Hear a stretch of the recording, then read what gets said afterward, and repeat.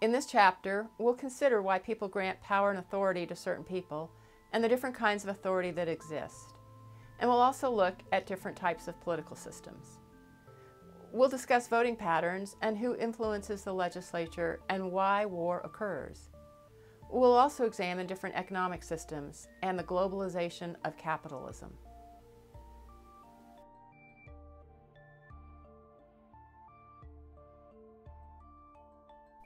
The granting of power occurs for different reasons. Legitimate power is called authority. On the other hand, illegitimate power is called coercion. The government, also known as the state, has the exclusive right to use violence against people. They are also the only ones that can punish someone for being violent. We can think also in terms of traditional authority, which is based on custom. This is the kind of authority and government that's used by tribal societies. The reason that groups follow these rules is because it has always been done that way. On the other hand, we base our society on what's known as the rational legal authority. Rational means reasonable, and legal means that it's based on law. In other words, rules that are written.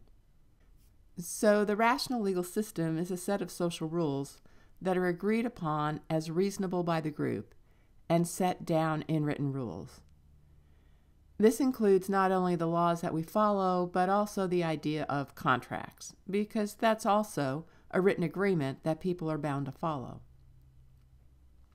Due to the fact that the rational legal authority uses written rules, it's also sometimes called a bureaucratic authority.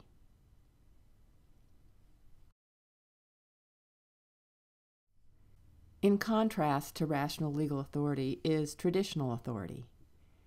Even though traditional authority tends to decline when societies industrialize, the customs tend to preserve for many years and possibly centuries. It usually does not die out completely because most people are habituated to doing certain things, and the customs still convey meaning and allow for social agreement about how things should be done.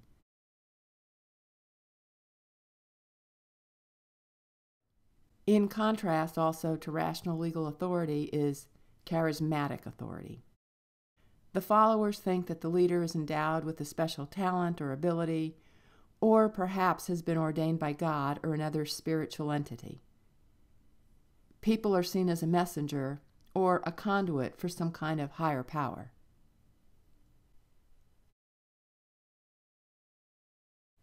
The problem is that the charismatic leader has their position simply because of their ability to influence people.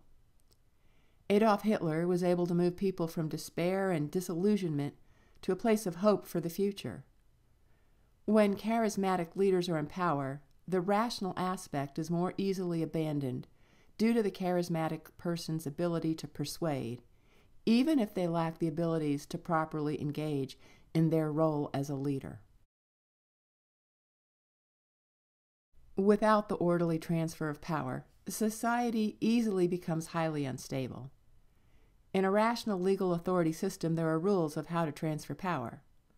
Elections or other systems of choosing a leader occur, and everyone has some idea of how power will transfer.